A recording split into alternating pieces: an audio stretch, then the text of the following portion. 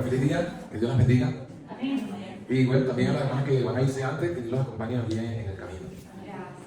Como sabemos, siempre, como ha dicho hace poco, ¿no? Todo lo que comienza y termina, tristemente, tenemos que separarnos, pero por poco tiempo.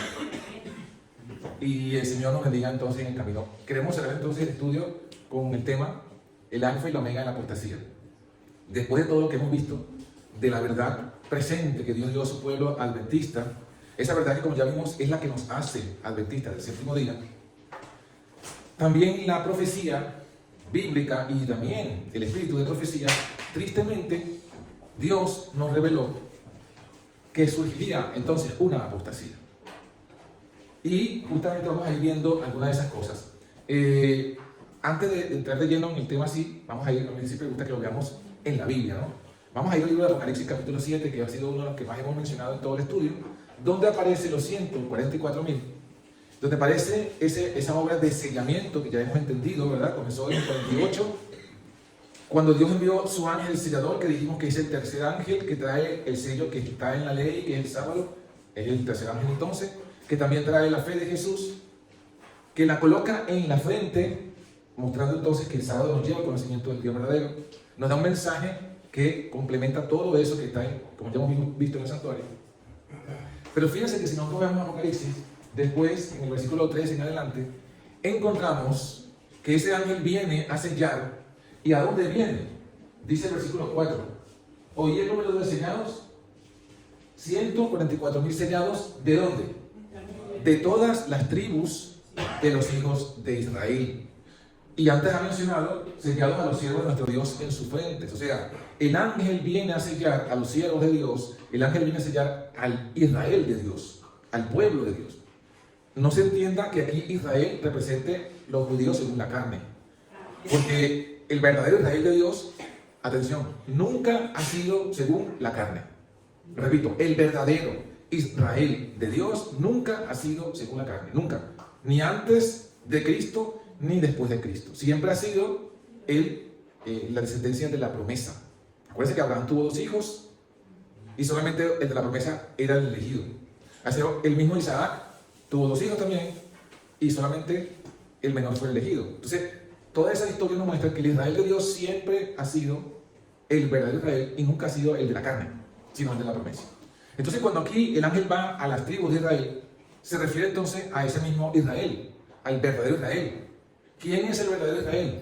Todos los que creen en Jesús. Eso es lo que dice Pablo en Gálatas. Por cuanto sois de la fe, sois hijos de Abraham, por cuanto creéis en Jesús. Porque la promesa que dice la Biblia es, la promesa que hizo Dios a Abraham y a su simiente. ¿Quién es la simiente? Es Cristo. Entonces todos los que son de Cristo somos de la simiente de Abraham. Por eso entonces que el sello, cuando dice que va a la tribu de los hijos de Israel, va a la iglesia que para este momento es el Israel de Dios. Pero ¿qué vemos allí? En el versículo 4 y en el versículo 5, vemos que dice que de todas las tribus de Israel, de todo el número de las tribus de Israel, solo hay 12.000 sellados de cada tribu. ¿Qué significa eso? Que solamente se selló al remanente. La palabra remanente, o sea, de las tribus de Israel, solamente se selló el remanente. ¿Qué significa la palabra remanente? El residuo, lo que queda. Y se supone que cuando se usa la palabra remanente, un residuo, lo que queda, es porque se supone que hay una cantidad más grande, pero no quedó. ¿No quedó cómo? No quedó fiel. Entonces, lo que es el remanente, lo que es esta profecía, lleva implícito que habría una apostasía que justamente es el tema de hoy. O sea, aquí tenemos el primer fundamento de que también se nos anticipaba en el mensaje de sellamiento de los 144.000 que Israel iba a apostatar. El Israel del último tiempo iba a apostatar. Y por tanto, entonces, solamente Dios sacaría un remanente. Vamos a ir ahora a otro pasaje bíblico. Antes de explicar en sí qué es la apostasía y en qué consiste, vamos a ver el fundamento profético. Vamos al libro de Ezequiel capítulo 9, que es un paralelo al enseñamiento de Apocalipsis. En Ezequiel capítulo 9 vemos entonces también la misma figura del enseñamiento, la misma profecía, pero en otros elementos. Dice, clamó en mis oídos con ramos diciendo: los verdugos de la ciudad han llegado, cada uno trae en su mano su instrumento para destruir. Contexto de esta profecía: Ezequiel era contemporáneo con dos profetas. Contemporáneo quiere decir que vivieron en la misma época. Ezequiel era contemporáneo con Daniel y también con Jeremías. Jeremías tenía su ministerio en Judá, en la tierra de Judá, en Israel. Daniel, acuérdense que fue llevado cautivo de Israel a Babilonia y su ministerio lo hizo en el palacio del rey, básicamente. Ahí tuvo las visiones y dio el testimonio. Ezequiel también fue llevado cautivo de Jerusalén a Babilonia, pero él no vivía en el palacio, sino que él estaba entre el pueblo, pero en la tierra de Babilonia. Entonces, digamos que Jeremías profetizaba para los israelitas que todavía estaban en Israel, Daniel profetizaba para los que estaban en el palacio y Ezequiel para el pueblo, pero que estaba en Babilonia ya llevado cautivo. Y a él se le muestra esta visión. Se le muestra la visión de los verdugos llegado a la ciudad. ¿A qué ciudad se refiere? A Jerusalén. Versículo 2. 6 varones venían del camino de la puerta de arriba, que mira hacia el norte, y cada uno traía en su mano su instrumento para destruir. Y entre ellos había un varón vestido de lino, en el cual traía a su cintura un tintero de escribano. Y entrados se pararon junto al altar. Entonces, ¿qué vemos allí? Había 6 varones para destruir. Y uno, ¿para qué? Como un tintero para escribir, ¿no? Versículo 3. La gloria del Dios de Israel se elevó encima del querubín, sobre el cual había estado alumbrando la casa, y llamó Jehová al varón vestido de lino, que tenía su cintura del tintero de escribanos. El primero que es llamado no son los de destrucción, sino el varón con el tintero. Versículo siguiente. Y le dijo Jehová: pasa por el medio de la ciudad, por el medio de Jerusalén, y ponles una señal en la frente a los hombres que gimen y que claman a causa de todas las abominaciones que se hacen en medio de ella. Entonces ahí está el señalamiento, una señal en la frente. ¿Se acuerdan cuál fue uno de los versículos que usamos o que estudiamos para mostrar que el sello de Dios es el sábado? Uno fue ese Éxodo 31:13. ¿Y cuál fue el otro? Ezequiel 20:20. Este mismo Ezequiel. Así que cuando Ezequiel dice aquí la señal, el mismo Ezequiel 20:20 explica que esa señal es el sábado. O sea que seguimos en el mismo contexto. Fíjense entonces, se le da esta orden a este varón que tenía el tintero de escribano. Entonces, por el paralelismo con Apocalipsis 7, ¿quién es este varón? El ángel, ¿sí? El ángel que trae el sello. Y por tanto, ¿este varón quién es? El tercer ángel. Porque según Apocalipsis, el ángel que sella es el ángel que trae el sábado, es el tercer ángel. Este es el tercer ángel. O sea que, fíjense que aquí podemos ver que en Ezequiel está también la profecía del mensaje del tercer ángel. Ahí está. Muy bien. ¿A dónde hay que pasar? A Jerusalén. Y fíjense que aquí se muestra y se dice: el sello solamente va a colocarse sobre un grupo remanente. ¿Cuál grupo remanente? Características según Ezequiel: los que gimen y claman. ¿Por qué gimen y por qué claman? A causa de las abominaciones que se hacen en Jerusalén. Ya lo vamos a ver. Lo que quiero que enfaticemos, que se enfatice, que veamos bien claramente, es que aquí, más que en Apocalipsis, aquí sí se evidencia que el sellamiento viene solo para el remanente, para los que no han participado de la apostasía. Esa apostasía aquí se le llama abominaciones. O sea que queremos saber cuál es la apostasía alfa y omega en la Biblia, en la profecía. Aquí la tenemos. Bueno, pero es que Ezequiel 9 no me dice, en sí, menciona que Jerusalén está llena de abominaciones y que los sellados son los que no participan de esas abominaciones, los que no se quedan callados. Quiero usar dos palabras del versículo: gimen y claman. Gemir, ¿con qué está relacionado la palabra gemir en la Biblia? Cuando habla del Espíritu Santo, que clama por nosotros con gemidos indecibles. Entonces, gemir está relacionado con la oración. Gemir entonces es orar al Señor. Sí, esa es una palabra. Y la otra dice: y claman. ¿Qué significa clamar? Otra palabra bíblica: clama a voz en cuello, no te detengas, y denuncia justamente a mi pueblo, ¿qué cosa? Su pecado. Entonces, si entendemos eso en el mismo contexto bíblico, con los versículos que estamos mencionando, ¿quiénes son los que serán sellados? Los que oran al Señor, viendo la apostasía que hay en Jerusalén, pero no solamente oran, claman. ¿Y qué es clamar? Denunciar el pecado, como lo hizo Isaías. como lo hizo Jeremías, como lo hizo Elías. Y Elías es significativo porque Elías es tipológico de nuestro tiempo. Entonces ahí tenemos, ¿quiénes van a ser sellados? No, algunos toman este pasaje, fíjense, porque aquí hay manipulación por todos lados. Y aquí tenemos que estar como unos espadachines tratando de lanzar hacia afuera todos los ataques de manipulación. He visto hermanos que toman este pasaje y dicen, bueno, ahí dice que los sellados serán los que claman en Jerusalén. Entonces su interpretación, por eso solamente serán sellados los que se queden dentro de la corporación. Seguramente lo han escuchado, ¿verdad? Manipulación, porque aquí no está diciendo eso. Aquí está diciendo que ellos claman por las abominaciones que se cometen y que gimen por lo que se cometen en Jerusalén. Y Ezequiel es uno de los que está clamando y gimiendo, pero Ezequiel no está en Jerusalén, ya lo dijimos, ya lo dice la palabra. ¿Está dónde? En Babilonia, en la tierra de Babilonia, junto al río Quebar, lo dice el mismo. Pero sí, hay que tener siempre mucho cuidado con cuando se usan textos y no se ve el contexto. Bueno, ¿cuáles son esas abominaciones? Porque si esas abominaciones es la apostasía omega, entonces vamos a ver si la misma Biblia nos dice con nombre y apellido cuáles son esas abominaciones. Y de forma entonces ya nos anticipa cuál sería la apostasía omega. Bueno, el contexto. En el capítulo justo anterior, el capítulo 8, vamos a leerlo del versículo 1. Allí se describe uno a uno cuáles son las abominaciones que se estaban cometiendo en Jerusalén. Y por consiguiente vamos a ver, trasladando eso a nuestro tiempo, vamos a ver la apostasía profetizada. En el sexto año, en el sexto, a los 5 días del mes, aconteció que estaba sentado yo en mi casa y los ancianos de Judá estaban sentados delante de mí, y allí se posó sobre mí la mano de Jehová el Señor. Y miré, y aquí una figura que parecía de hombre, de su lomo para abajo fuego, de su lomo para arriba parecía resplandor, y el aspecto era como de bronce. Miré, y aquí aquella figura extendió la mano y me tomó por las guedejas de mi cabeza, y el Espíritu me alzó entre el cielo y la tierra, y me llevó en visiones de Dios a Jerusalén. ¿A dónde? Específicamente a la entrada de la puerta de adentro que viene hacia el norte, donde estaba la habitación de la imagen del celo, la que provoca celos. ¿De qué está hablando? ¿Cuál es la casa de Dios? Aquí. ¿Cuál es la casa de Jehová? Él dice que lo llevaron a Jerusalén, a la entrada de la puerta de adentro. ¿Dónde está ubicado eso? ¿De qué está hablando? Del santuario. Está hablando del santuario y está diciendo entonces que la apostasía, la abominación, tiene que ver que pervirtieron el santuario. Ya, vayamos tomando nota. Pervirtieron el santuario. ¿Y cómo pervirtieron el santuario? Primero, en la primera habitación dice colocaron una imagen del celo. Colocaron una imagen. ¿Qué es una imagen? Una estatua. Un ídolo. ¿Se acuerdan que el mandamiento dice no te harás? Imagen. Ellos colocaron una imagen allí.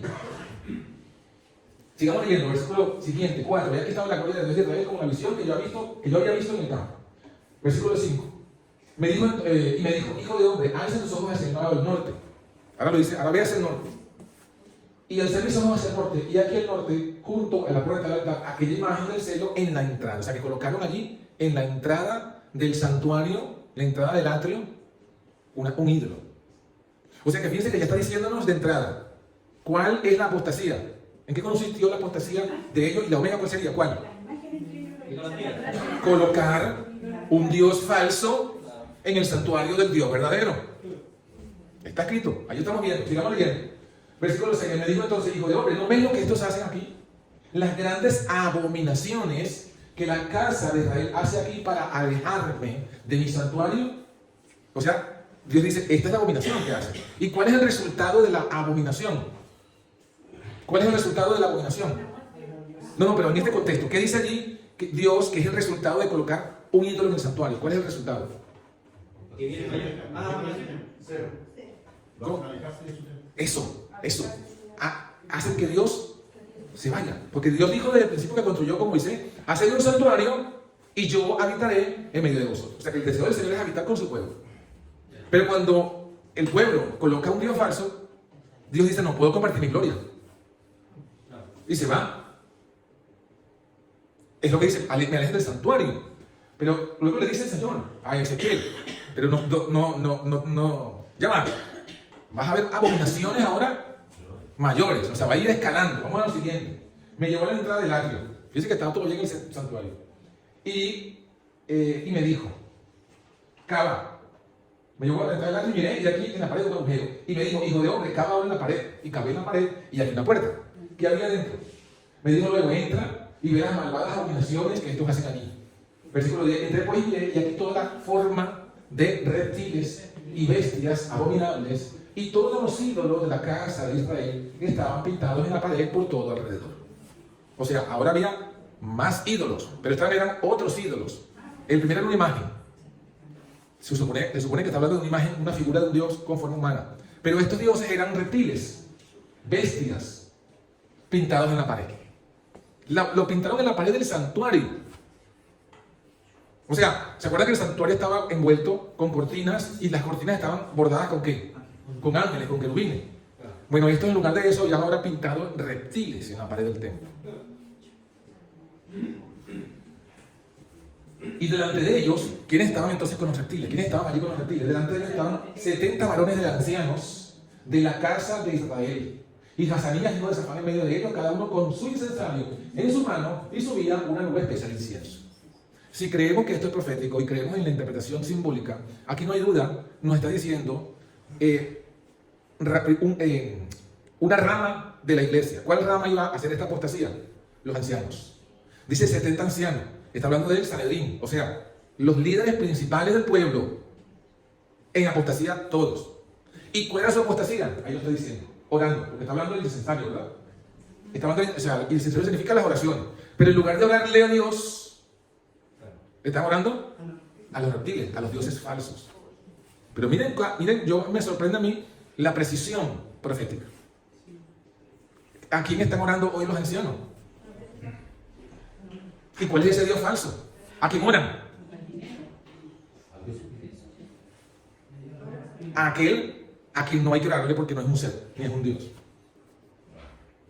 Ahí está. Pero no termina allí. Sigue como le dice Dios a Ezequiel. Termina diciendo, me dijo, mientras estaba viendo esta abominación, le dijo, hijo de hombre, ¿has visto las cosas que los ancianos de la casa de Israel hacen en tinieblas? Cada uno en sus cámaras pintadas de imágenes, porque dicen ellos, no nos ve Jehová. Jehová abandonó la tierra. Eso lo hacen entonces en oculto. Bien, me dijo después, vuélvete aún y verás abominaciones mayores que se hacen. Ahora vamos a seguir viendo las abominaciones. Versículo 14. Me llevó a la entrada de la puerta de la casa de Jehová, que está al norte. O sea, otra entrada. Todavía estamos en el atrio. Pero en este caso, dice que eran las mujeres.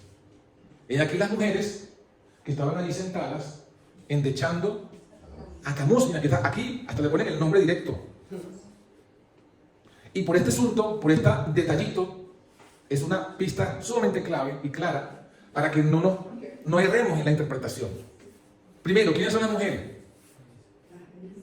La iglesia, ¿no? O sea, está hablando de las iglesias, porque está hablando en plural, las mujeres. Las diversas congregaciones que están unidas a la Asociación General del Sanedrín de los Ancianos están endechando. ¿Qué significa endechar? Llorando, clamando. ¿Pero a qué? ¿A qué Dios? A Tamuz. Pero Tamuz no es un Dios único. Tamuz es parte de una trinidad. ¿Cuál es la trinidad a la que pertenece Tamuz? Tamuz es el hijo. ¿De qué trinidad? De Baal y de Astarte, o también se llama Asera. Baal, Astarte y el hijo Tamuz. Y ahí está la clave. Esa trinidad de dioses, ¿cuál es su origen? ¿De dónde son? ¿A qué nación pertenecen? ¿Qué historia bíblica nos habla de un evento donde Israel aceptó esa trinidad de dioses? ¿Se acuerdan? No, eran dioses fenicios. ¿Y los trajo? ¿Quién los trajo a Jerusalén? A Israel. ¿Cómo? Acá. Cuando se casó con Jezabel, trajeron a los Baales. Y usted la historia de Elías va a leer justamente que se trajeron a Baal, a Aserá. Y los Baales, que está allí, Tamuz. Esa trinidad es la trinidad de dioses de Jezabel. Ok, esa es una historia. Ahí fue cuando se paró Elías y proclamó en contra de... Al pueblo Elías le dijo al pueblo, ¿hasta cuándo creéis en dos pensamientos? Si Jehová es Dios, seguidle, y si Baal, id en pos de él. Porque todo el pueblo se había ido en pos de la trinidad fenicia, en pos de la trinidad de Jezabel. Y el único que se para allí y hace todo ese clamor y que predica, que gime, porque oraba al Señor, y que clamaba contra esa abominación de los dioses de Jezabel en Israel. ¿Quién era? Elías. ¿Saben lo que significa Elías? El nombre de Elías. Elías, su mismo nombre ya era una predicación. Porque mientras todo el pueblo estaba hablando de los dioses de Baal, él en su idioma, en el idioma que ellos hablaban, se llamaba mi Dios es Jehová. Entonces, mientras los demás decían no a Baal, él por nombre tenía Mi Dios es Jehová. O sea, es que hasta el nombre de Elías era una reprensión. Y era dando un mensaje, el mensaje del Dios verdadero. Ok, eso es la historia. Y en la profecía, ¿quién es Jezabel? Aparece Jezabel como algo profético en Apocalipsis. Sí. En el mensaje de la iglesia de Tiatira, fíjense, porque todo hay que entender las profecías como fundamento. En el mensaje de la iglesia de Tiatira, Dios reprende a la iglesia de Tiatira y le dice: tengo contra ti que permites que esa mujer, Jezabel, que se dice profetiza, enseñe y seduca a mis siervos a fornicar y a comer de cosas ofrecidas a los ídolos. Eso está en Apocalipsis, el mensaje a Tiatira. Ahora pregunto yo, en esa profecía, ¿a quién simboliza Jezabel? A la iglesia católica, papado. Entonces, si Ezequiel ve que uno de los dioses, o que la trinidad de los dioses de Jezabel estaba siendo endechada en el santuario, ¿creen ustedes que lo que está ocurriendo hoy día no está ocurriendo esto exactamente? ¿De quién es? Si Jezabel es esa iglesia católica, ¿quiénes son los dioses de Jezabel, la católica? ¿Quién es el dios de Jezabel? La Trinidad. Ellos dicen en su catecismo, el dogma central de la fe católica es la Trinidad. Y no es que ese Dios de Jezabel no está hoy día en el profeso pueblo de Dios. ¿Se ha cumplido entonces la profecía o estamos inventando aquí? Precisa. Pero no solamente que se cumple precisamente la profecía, sino que entendiéndolo, nos tenemos que dar cuenta, según la Biblia, que ese Dios es una abominación. Segundo, que ese es la apostasía. Tercero, que los que estén adorando a ese Dios no van a ser sellados. No van a ser, aquí estamos viendo aquí basado en Ezequiel 8 y 9. Y cuarto, que el verdadero Elías, porque hay muchos que hoy día está de moda, yo soy el cuarto Elías, yo soy el tercer Elías, yo soy el tercer Elías, todo el mundo se autoproclama el tercer Elías. En el 2011 vino por ahí un chico y dijo: yo soy el tercer Elías. Ahora hay otro que dice: no, Jesús viene en el 2031, yo soy también el tercer Elías. Pues yo les digo, pero no puede ser Elías, porque lo mínimo que tenía Elías no lo tiene. El que predica el 2031 es trinitario hasta la médula de los huesos. ¿Cómo puede ser el Elías y adora al Dios de Jezabel? ¿Usted acaso en la historia bíblica ve que Elías estaba adorando al Dios de Jezabel?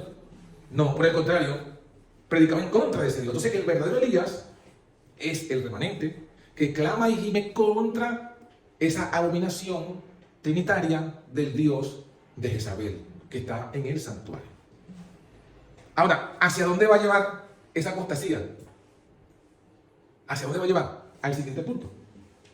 Versículo 15. Luego me dijo: ¿ves, hijo de hombre? Vuélvete aún y verás abominación mayor. ¿Qué abominación mayor puede ser tener otro Dios? Vamos a leerlo.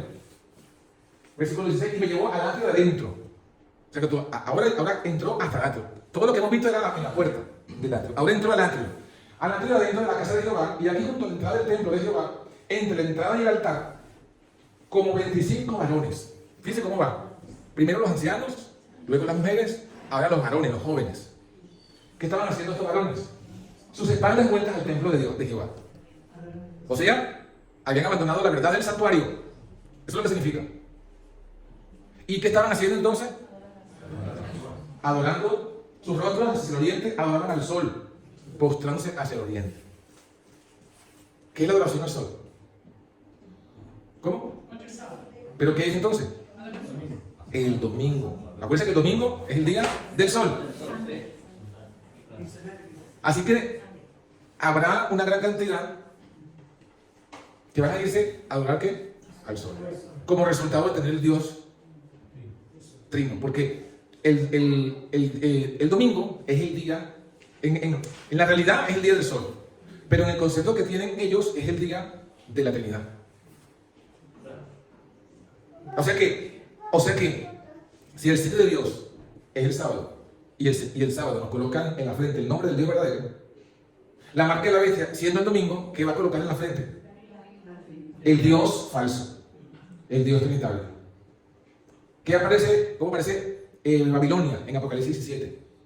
En Apocalipsis 17 aparece Babilonia, dice en su frente un nombre. ¿Y ese nombre qué es? Misterio. Y el misterio en la Iglesia Católica, ¿cuál es?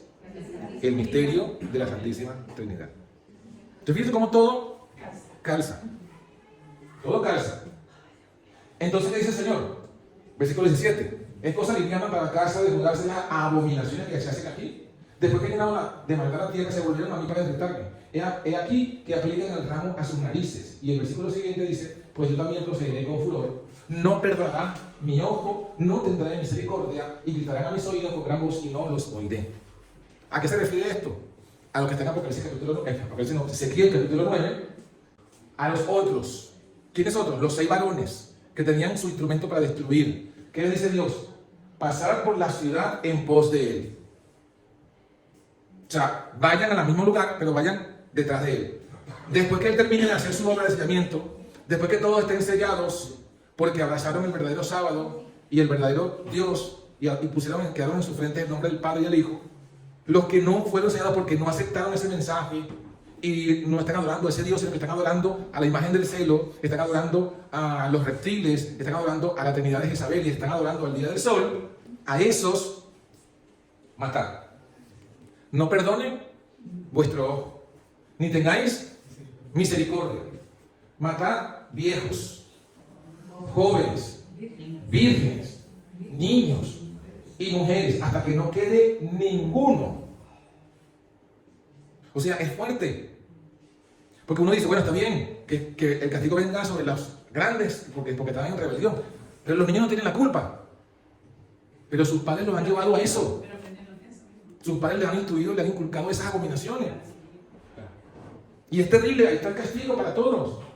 Pero a todo aquel sobre el cual tuviera la señal, dice: no os acercaréis y comenzaréis por mi santuario.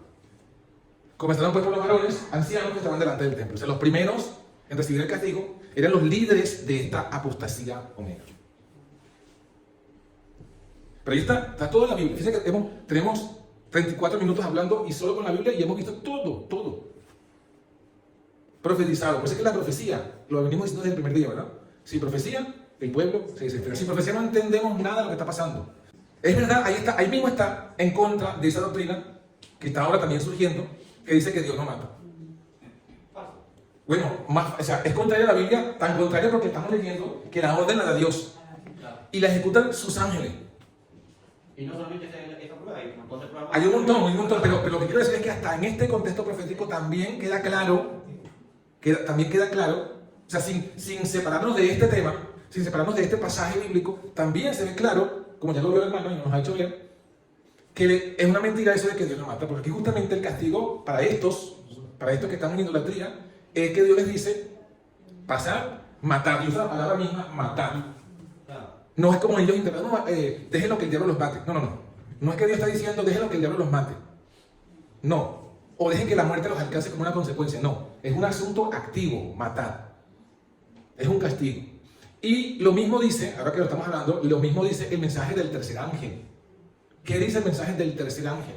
Si alguno adora a la bestia y a su imagen y recibe la marca en su mano derecha o en su frente, él también beberá, ¿qué cosa? Del vino de la ira de Dios, que está vaciado puro en el cáliz de su vida. Esto mismo, porque esto mismo que aquí dice, no lo dice aquí, lo dice en el versículo anterior, el 5. ¿Qué dice? No tenga misericordia. Miren, el 5 al final dice, ni tengáis misericordia. ¿Qué está diciendo eso? Bueno, que esto se va a ejecutar cuando termine el tiempo de gracia. Entonces, esto coincide con el mensaje del tercer ángel que dice, el vino de la ira de Dios, puro. ¿Puro qué significa? Sin mezcla de misericordia. Porque han habido y hay castigos que ocurren en la tierra mezclados con misericordia, ahora mismo. Pero en este momento vendrán castigos sin misericordia. ¿Y qué dice? ¿Qué dice el mensaje del tercer ángel?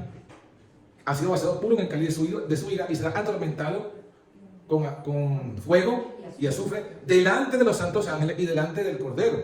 Se está diciendo que Dios le va a mandar fuego y azufre. Eso es una referencia a otra ciudad que también fue castigada con fuego y azufre. ¿Cuál fue? Sodoma y Gomorra. ¿Y de dónde vino el fuego y el azufre? De Sodoma. ¿Y de qué parte del cielo? De Dios, ¿no? Que fue un castigo de Dios. No como algunos piensan, como estos que predican esto, dicen, no, es que fue un volcán que cayó. Entonces se inventan historias para negar lo evidente. Es cierto que la Biblia llama a esa obra de castigo de parte de Dios extraña obra. Isaías creo que es 28. Se levantará Jehová y hará su extraña obra. ¿Por qué dice extraña obra? Porque no es lo que Dios desea. Cuando el mandamiento dice, cuando Dios habló con Moisés, Dios le dijo cuál era su nombre: misericordioso, tardo para la ira. O sea que Dios se tarda para irarse, se tarda. Él no quisiera irarse, pero aunque es tardo para la ira, llega el momento que se ira. O sea que sí hay un momento en que Dios se ira y hace una extraña obra. ¿Es extraña para él? Sí, pero la hace cuando ya no queda otra opción. Y es lo que dice este pasaje. Bueno, está el versículo de Isaías 21, 28-21. Jehová se levantará como en el monte de Perazín, como en el valle de Gabaón, se enojará para hacer su obra, su extraña obra, hacer su operación, su extraña operación. Porque no es lo que Dios quisiera, pero lo tiene que hacer. Lo mismo dice el mensaje del tercer ángel: el castigo que vendrá sobre los que hagan a la bestia su imagen reciben su marca. Lo mismo que estamos leyendo en Ezequiel 9. Dios le da la orden a estos ángeles: pasen, destruyan, maten jóvenes, vírgenes, niños. ¿Pero a quiénes? A los que despreciaron el sello. Y no solamente despreciaron el sello, entonces se fueron en pos de todas esas abominaciones. ¿Qué son qué? Esos dioses. ¿Qué son qué? Los dioses de Jezabel. Que sabemos nosotros que si Jezabel entonces es la iglesia católica, es el dios de Jezabel. Es que solamente con eso, supongo que si usted no conozca mucho del tema, usted no puede explicar con detalle todas las cosas del Padre, del Hijo y del Espíritu Santo. Pero solamente con que usted entienda que Jezabel es la iglesia católica y que Elías es el remanente y que Elías no adoraba el dios de Jezabel, usted automáticamente dice: bueno, ¿cuál es el dios de la iglesia católica? Ese no puede ser mi Dios, porque según la profecía no es el Dios de Elías. Automático, ya está. Luego estudiamos los detalles, pero ya eso usted lo puede entender, hasta un niño lo puede entender. Bueno, vamos a leer una cita. Esta fue profetizada, o sea, fue escrita cuando Elena de White estaba afrontando la apostasía alfa. La apostasía alfa fue el primer intento. Fue Kellogg que introdujo una doctrina del panteísmo. Y el panteísmo que expresó Kellogg justamente, y hay abundancia de citas del espíritu de profecía, no nos quiero aburrir con tantas citas, y como dicen que a ustedes les gusta estudiar, entonces, además de este PDF que estamos aquí estudiando, está este otro PDF, que es un poquito más grueso y se llama La historia jamás contada del Adventismo. Entonces aquí lo que hice fue recopilar todas las citas donde la hermana habla de la apostasía alfa y omega, en orden cronológico histórico y explicando el contexto, para que entendamos que la apostasía alfa comenzó con el panteísmo, intentando de que Kellogg decía que Dios está en todas partes, pero no solamente que estaba su poder, que su poder era omnipresente, sino que su persona era omnipresente.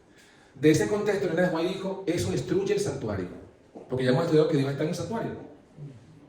Entonces, si Dios en persona está en todas partes, eso es lo que decía, inclusive lo que dice Elena de White. ¿Cuál era la conclusión? Que nosotros tenemos que buscar a Dios dentro de nosotros, porque si Dios está en todas partes, yo no tengo que buscar a Dios allá afuera. Dios está dentro de mí, porque Dios está en todas partes, según ese concepto.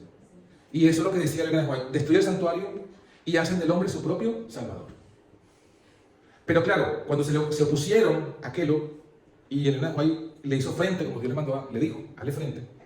Entonces Kellogg cambió. Y Kellogg dice: mira, ya no creo que sea Dios Padre el que sea omnipresente, sino que ahora creo en Dios Padre, Dios Hijo y Dios Espíritu Santo, y es Dios Espíritu Santo el que está presente en todas partes.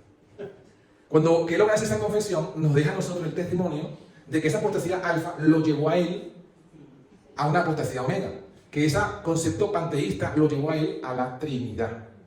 Porque lo que dijo él cuando dijo eso fue la Trinidad, ese es el concepto trinitario. Entonces de eso entendemos que la apostasía omega es el desarrollo de la apostasía alfa y consiste en la Trinidad dentro del pueblo adventista. Entonces eso es lo que dice esta cita. Este PDF ya se lo pasé al hermano y ellos supongo que se lo pasarán a todos para que ustedes puedan estudiarlo y, como buenos marianos, confirmar estas cosas. La cita: el enemigo de las almas ha procurado introducir la suposición de que había de realizarse una gran reforma entre los adventistas del séptimo día.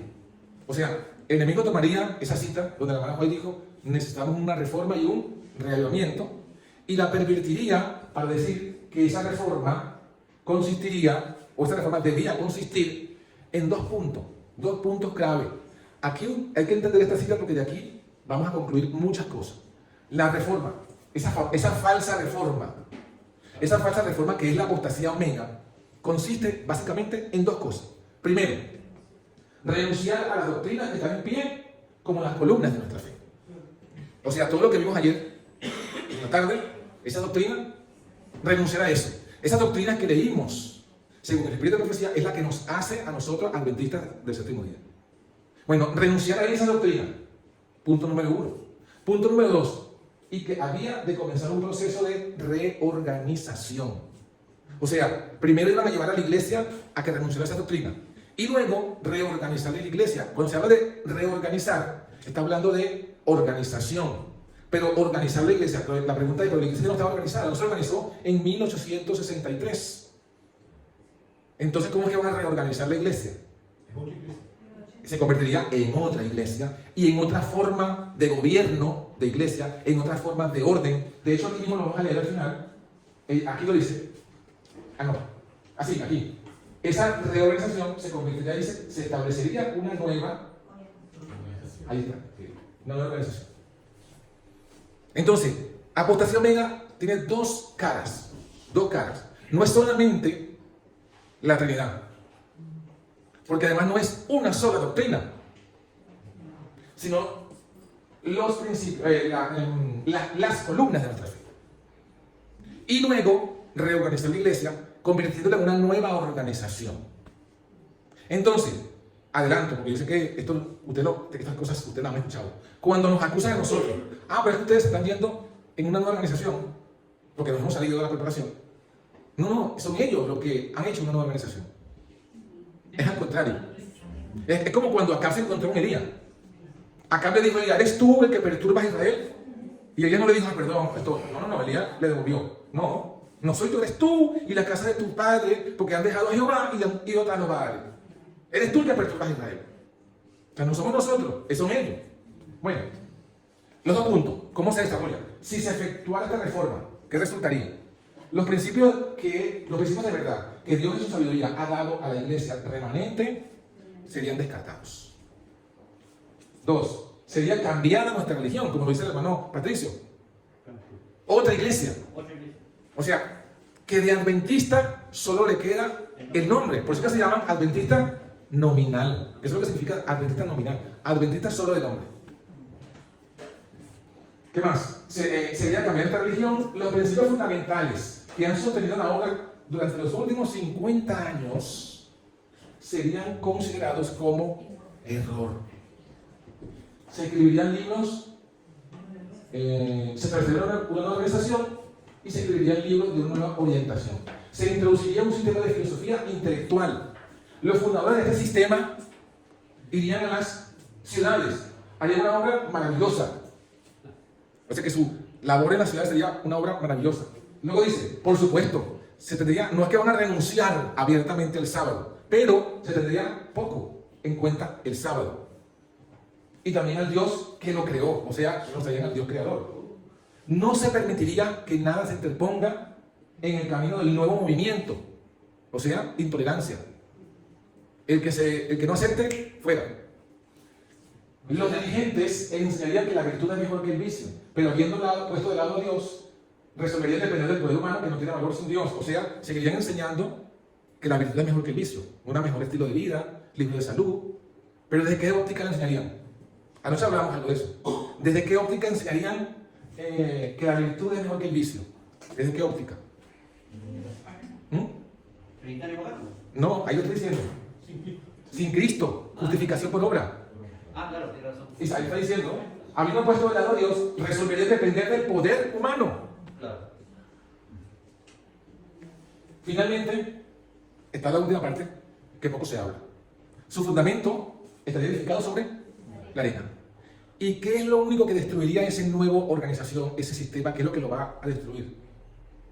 La tormenta y la tempestad barrerían la estructura.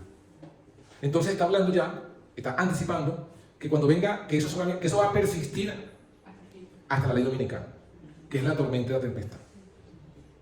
Bueno, fíjense entonces, esencia de la apostasía omega. Esencia de la apostasía omega. Dice que consistiría en renunciar a los principios fundamentales. A los principios fundamentales de verdad que han sostenido la obra durante 50 años. Y serían dice por allí, considerados como error. Ahí está la clave. Porque claro, solamente vemos hacia la corporación. Porque claro, ella es la madre de esa apostasía omega.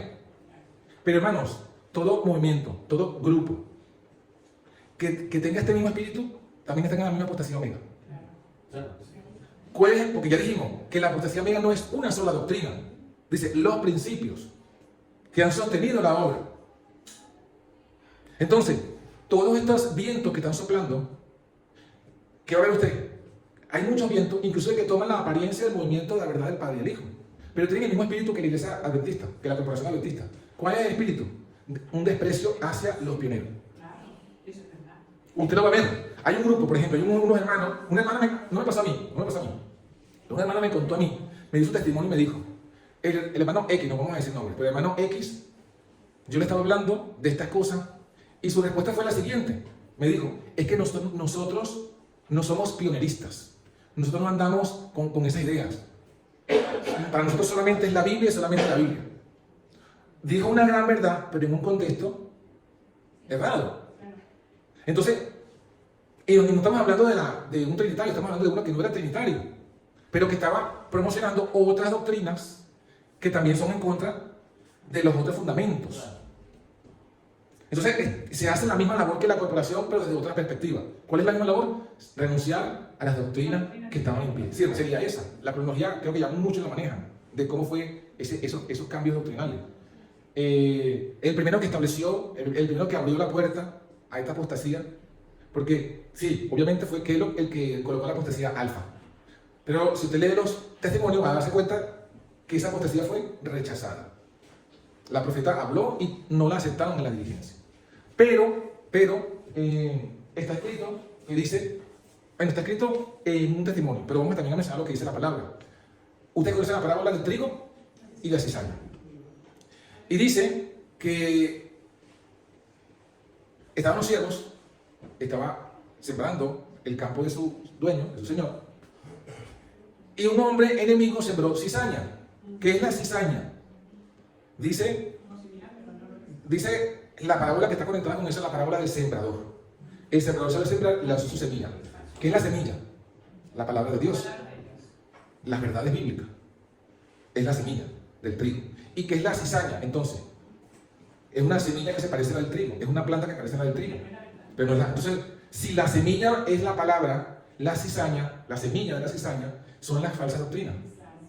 Cuando sale la planta, le dicen los siervos al Señor, Señor, ¿no sembraste trigo en tu campo? Entonces le dice, ¿de dónde tiene la cizaña? Y él dijo, un hombre enemigo ha hecho esto. Ahora, ¿cuándo hizo esto el hombre enemigo? En la parábola Jesús dice, cuando los siervos dormían. El enemigo sembró cizaña y se fue. Eso es lo que dice aquí, esta cita, una cita que está por aquí, donde se advierte, el después advierte que la apostasía omega, esta que está profetizada, comenzaría inmediatamente cuando los siervos de Dios durmieran. Esta está en cada día con Dios. Está aquí en el cuándo de la apostasía. Y dice, los mensajes que Dios me ha dado han sido comunicados a su pueblo tanto mediante la palabra hablada como en forma escrita. De ese modo mi obra ha sido doblemente asegurada. He sido instruida en el sentido de que el Señor, gracias a su infinito poder, ha preservado la mano derecha de su mensajera por más de medio siglo, a fin de que la verdad sea escrita a medida que Él me pide que la escriba para publicarla en los periódicos y libros. O sea, Dios ha sostenido milagrosamente a Elena de White durante más de medio siglo para que escribiera. ¿Por qué? Dice, pregunta ella, ¿por qué? Porque si no le escribiera, ¿cuándo qué? Cuando mueran los pioneros, habría muchos nuevos en la fe que aceptarían a veces como mensaje de verdad enseñanzas llenas de opiniones erróneas y engaños peligrosos.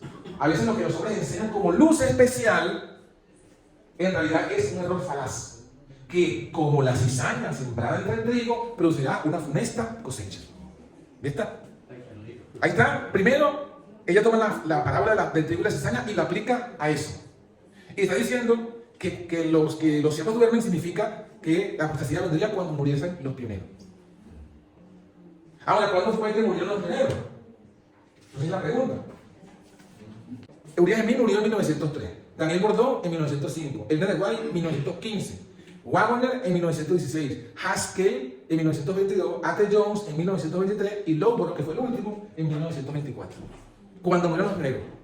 4 años después de la muerte de Loughborough, 1928, sale un señor llamado Leroy Edwin Froome y dice, él escribió un libro, él escribió varios libros, pero escribió un libro que se llama Movimiento del Destino, contando su versión, su interpretación de la historia adventista.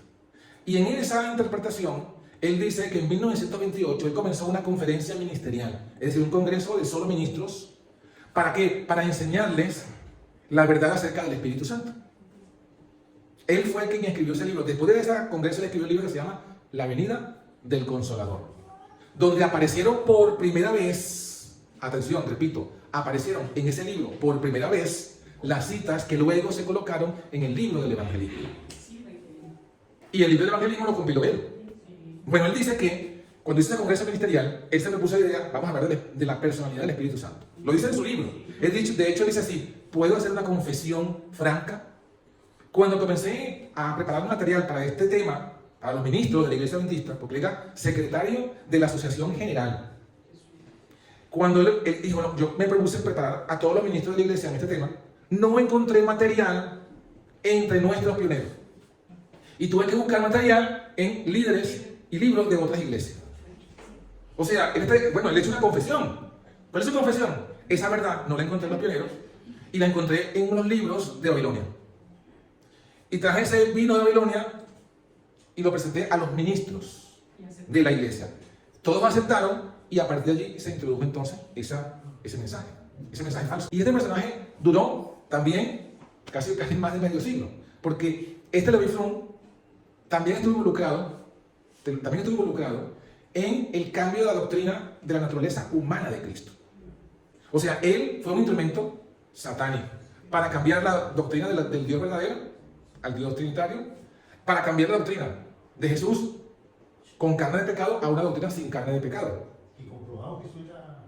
Sí, hay un testimonio que ustedes habrán visto en YouTube de una hermana, o sea, que lo conoció en persona, que dice pues que cuenta que él, creo que no sé si fue ella o otra persona católica, La amiga. ajá, la amiga que era católica, ella le invitó a la iglesia. Y ella fue cuando vio a Levi Froome predicando, se espantó, porque dijo, ese es el obispo de mi iglesia, católica. Entonces, fue la evidencia de que, ya va, pero no es pastor adventista de toda la vida. Entonces fue la evidencia, digamos, el testimonio que está de que este personaje probablemente con toda certeza era un jesuita infiltrado. Su sepultura dice que tiene su opinión. Pero la mayor evidencia no son todas esas cosas, sino Jesús dijo, por sus frutos lo conoceréis. Y aquí está su fruto. Su fruto es que él cambió, él llevó a la iglesia, la condujo a esa, bueno, no a la iglesia, a la denominación, al liderazgo. A esos 70 ancianos él los llevó a la apostasía. Otra cosa, Levi Froome, digo esto para que lo tengamos presente. Ustedes conocen los comentarios bíblicos adventistas, ¿verdad? Sí. Es algo que, digamos, que los adventistas se usan mucho porque, bueno, ahí se hacen análisis de las palabras en griego, en hebreo, etc. En ese comentario aparece una sección de citas de Elena de White. Pero en esas citas de Elena de White son citas seleccionadas para que digan lo que ellos quieren que digan. Porque ahí, cuando se habla, por ejemplo, de las citas de la naturaleza humana de Cristo, allí aparece una famosa cita que parece que dice Elena de White, no presentéis a Cristo con tendencias al pecado. Pero realmente está mal traducida y está fuera de contexto. Pero no es que quiero hablar de eso directamente, sino que quiero decirles, hagan la tarea.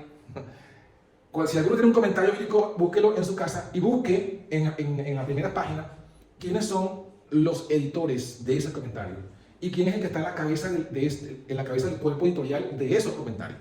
Se van a sorprender cuando vean el nombre allí, grandote, Leroy Edwin Froome.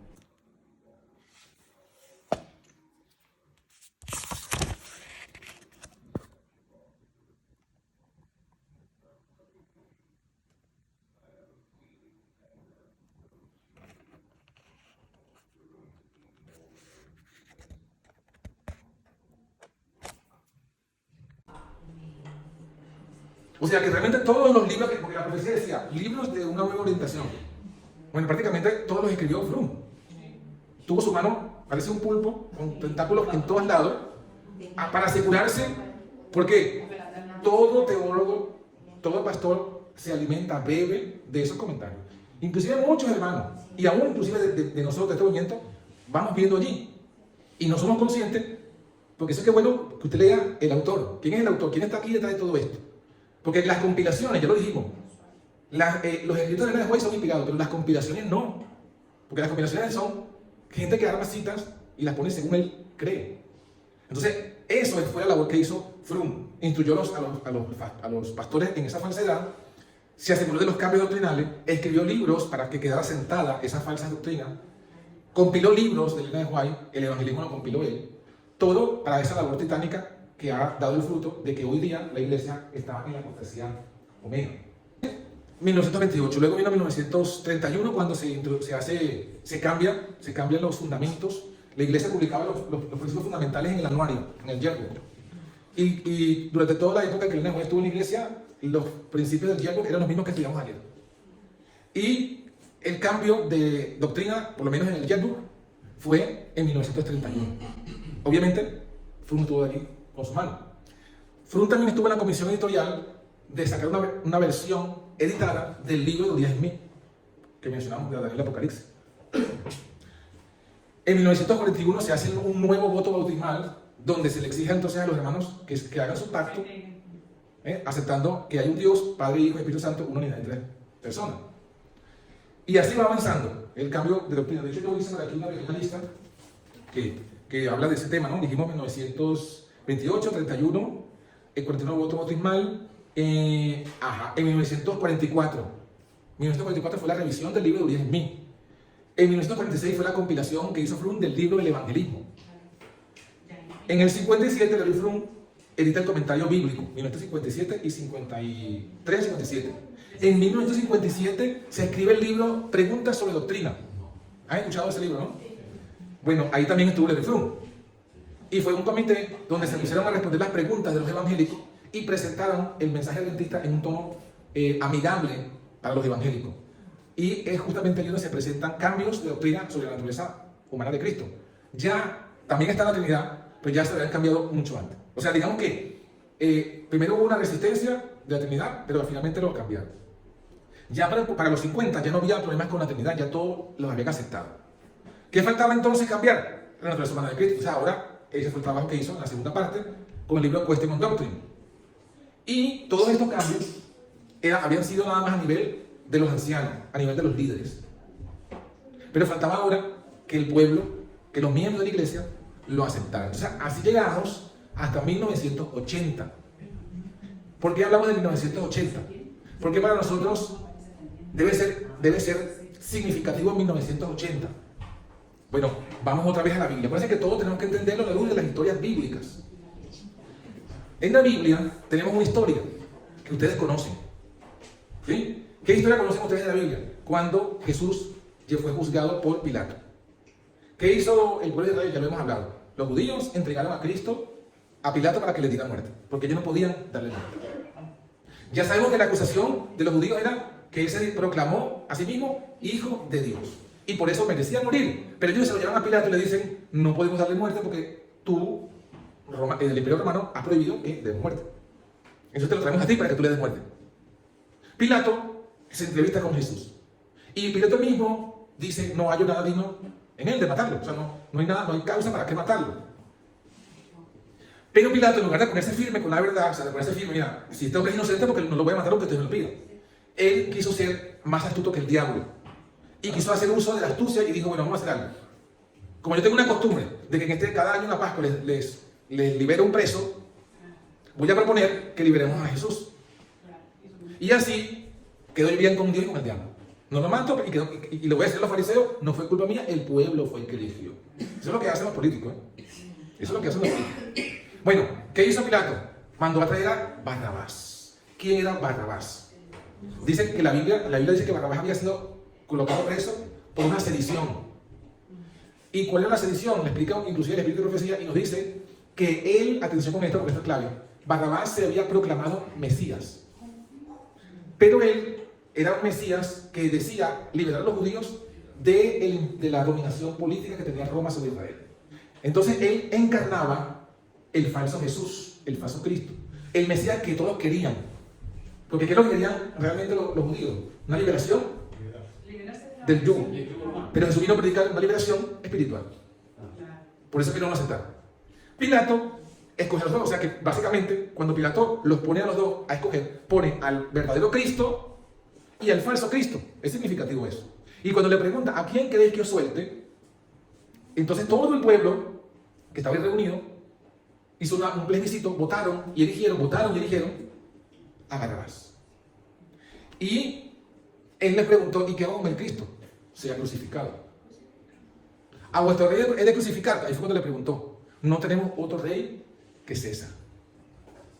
Entonces ahí fue cuando Pilato dijo, bueno, yo me lavo las manos. Pero igualmente lo mató. ¿Pero qué representa todo eso? Representa una decisión ya no solamente de los líderes, porque los líderes lo querían matar. Pero ellos tuvieron que consultar a Pilato. Pilato reunió al pueblo y el pueblo ahora, todo el pueblo, votó. Entonces, cuando Pilato le dijo, me lavo las manos, soy inocente de la sangre de este justo, ¿qué dijeron todo el pueblo al unánime, al unísono? ¿Qué dijeron? Su sangre sea sobre nosotros y nuestros hijos para siempre. Si usted lee el comentario que hacen de eso, en el deseo de toda la gente, dice que esa decisión fue escrita en el libro de los 7 sellos.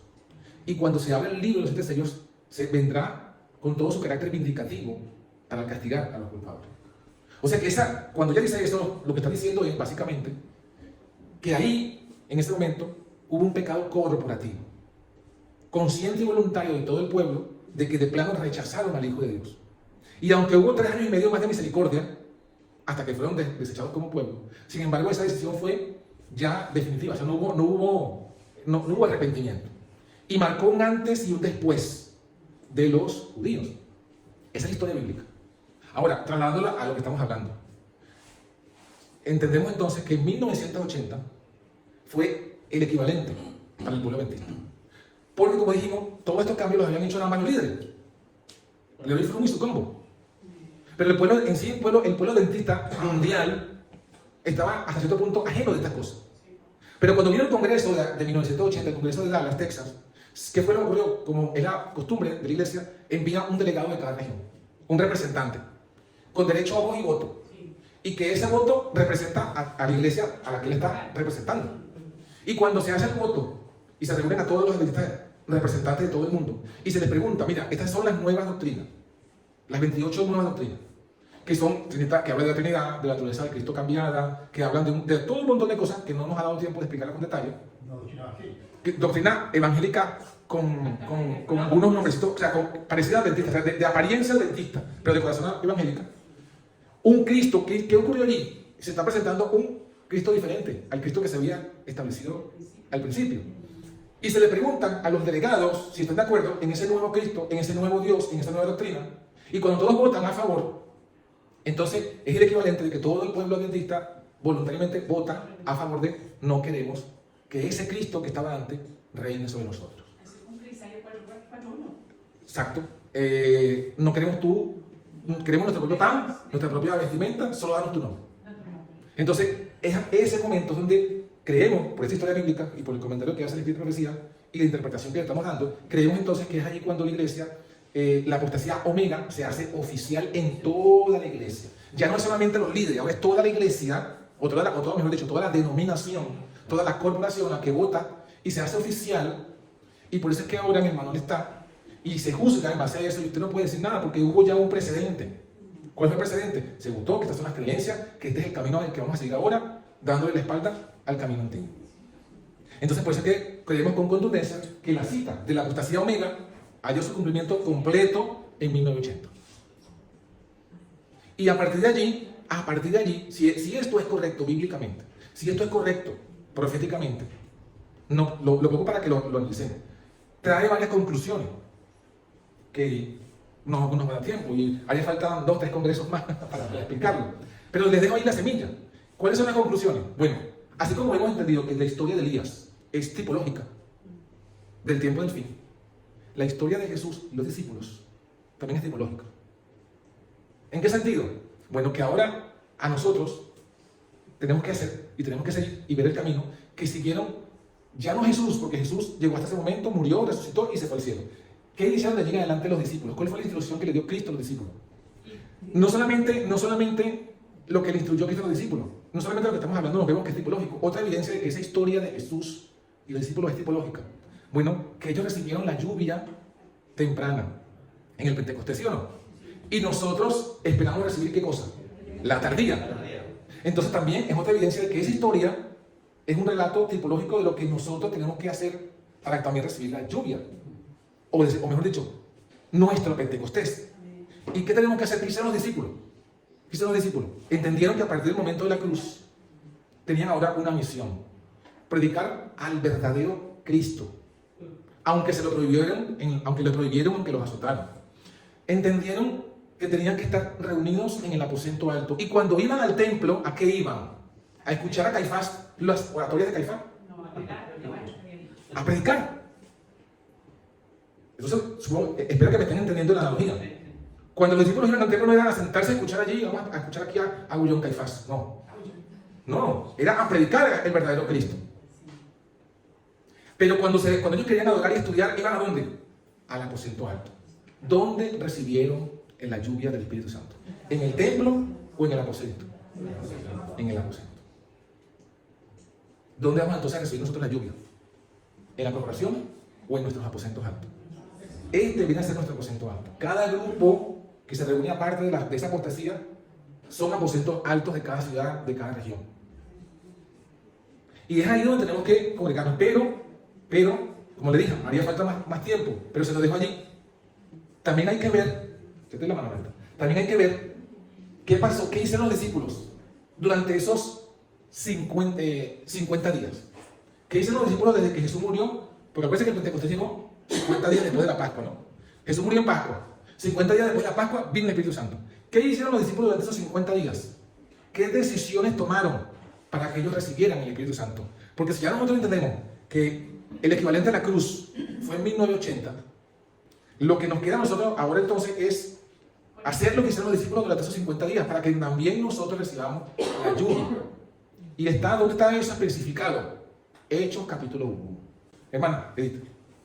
Mi pregunta es, ¿qué pasa con algunos hermanos que dicen, yo sigo yendo a la corporación para dar el mensaje internamente, y siguen yendo allí y no se reúnen en ningún grupo nuestro En ningún aposento alto. En ningún aposento alto, por decirlo así, sino que solamente van a la corporación, se alimentan de hecho de lo que dan ellos, pero ellos tratan de dar el mensaje internamente, haciendo un trabajo, dicen ellos, evangelístico dentro de la corporación. ¿Qué pasa ahí con eso? Bueno, pasan muchas cosas. Voy a tratar de explicarlas brevemente. Una de las cosas que pasa es que esta persona, no quiero juzgar a nadie, pero quiero tratar de mostrarles lo que está pasando, ¿no? Hemos dicho en otras ocasiones, nosotros venimos de la iglesia, de la corporación adventista. Y hemos salido hemos visto una luz. Decíamos el primer día que estábamos tuertos, ¿verdad? En las profecías. Pero esto aplica también a muchas otras cosas. Nosotros hemos crecido en esa corporación y hemos adoptado muchas cosas que creemos como ciertas. Una de esas cosas yo llamaría eso, ese es el método evangelístico. Ellos tienen un método evangelístico. El método que tienen es el método de infiltración. Estas personas están aplicando un método evangelístico que yo le llamo método de infiltración. Me siento y a lo que pueda le voy diciendo las cosas. Pero ese no es el método que enseñó Jesús. Ese es el punto clave. ¿Quién es el que aplica el método de infiltración? Los jesuitas, ¿verdad? Ese no es el método de Cristo. El método de Cristo es predicar el evangelio. Jesús le dijo a los discípulos, lo que oís aquí en tinieblas, decidlo a la luz. Cuando llamó a los profetas le dijo, ya lo citamos hace rato, párate en el templo. Le dijo a Jeremías en una ocasión, vete al templo. Y alza tu voz a todo lo que entra por el templo y se lo dice directamente. O sea, el Señor no anda con dobleces y ambigüedades y calladitos. No, el Señor, con amor sí, con misericordia, pero claro y transparente. Si usted quiere predicarle a los adventistas, pues visite a los adventistas, porque esa es otra cosa. Todos sabemos esto. Usted va a la iglesia y usted no le van a dejar predicar. Usted desde que se sienta en la escuela sabática hasta que termine el culto, es escuche lo que hacen en la plataforma. Si medio le dejan hablar es en la escuela sabática. Pero cuando yo te va a 2 o 3 escuelas sabáticas, ya lo tienen después ya fichado. No vamos a dejar hablar mucho porque no va a hablar. Entonces, no va a ser, usted realmente, en el efecto práctico, no logra nada de evangelismo. Si de verdad en su corazón Dios le puso predicarle a los adventistas, pues visítenos en su casa. En su casa o mándele mensajes de WhatsApp. Pero si usted quiere congregarse y alimentarse usted, porque esto es como una batalla espiritual. Entonces nosotros tenemos que batallar, pero también tenemos que recibir carga espiritual. ¿Dónde recibimos carga? El sábado, con los hermanos de nuestra fe, en nuestro aposento alto. Pero si usted no va al aposento alto, usted se va a ir apagando, se va a ir apagando hasta que después se va a apagar. Y después va a pasar, oye, ¿qué pasa con el hermano tal? Que ese hermano era poderoso y predicaba fuerte. No, pero es que entonces se apaga, se apostata o regresa a la iglesia. No, es que mejor me quedo aquí porque tengo a los muchachos para que no crezcan ahí. O sea, pasan muchas cosas, pero al final el resultado es que la semilla de la fe verdadera se apaga, se marchita y no avanza. Dios dejó un claro camino. Nosotros no podemos ser más sabios que Cristo. No podemos. Y si Cristo le dijo a los discípulos, hagan esto, y los discípulos se reunían aparte y solo iban allí a dar testimonio, no inventemos el agua tibia. Ya Jesús dijo cuál es el camino, ya los discípulos lo hicieron, sigamos el camino. Ya, exacto, no hay que inventar nada. Pero ya había una mano. Pastor, hay un versículo muy parafraseado, no sé si algún hermano recuerda, usted que dice que Jesucristo, él cuando lo acusaron, nada hizo en secreto, todo lo dije aquí dentro del templo, él nunca se escondió para predicar. Gracias, ese versículo también lo dice claramente. Jesús dice, se defendió, las poquitas veces que habló en ese momento, dijo eso. Yo nada he hecho en secreto. Todo lo hice en el público, en el templo. Pregúntale a los discípulos para que ellos y a todos los que están ahí sabrán lo que yo dije. Entonces, esa evidencia cómo era el método de Cristo. Entonces, sigamos a Cristo, creamos a Cristo y apliquemos el camino de Cristo. Yo entiendo que también pasa que a veces uno sabe que van a venir persecución. Y yo creo que lo que pasa es que queremos evitar eso. Pero no se puede evitar lo inevitable. No podemos evitar lo inevitable. Jesús lo dijo. Y Jesús lo dijo, seréis aborrecidos de toda la gente por mi nombre. Entonces, aceptémoslo, internalicémoslo y gocémonos. Seremos aborrecidos por el nombre de Cristo. Entonces, basta ya con querer agradar al mundo, con querer agradar a los adventistas, con querer agrademos a nuestro Señor Jesús, que fue quien dio su vida con nosotros. Prediquemos claramente, eso sí, con amor, con tolerancia, pero con firmeza, con claridad, sin ambigüedad. Y que pase lo que tenga que pasar. Entonces, bueno, vamos a dejarlo hasta aquí. No sé si hay preguntas. No. Déjame hasta aquí la exposición del tema. Ahora vamos a las preguntas, aunque ya ustedes han estado en preguntas de hace rato.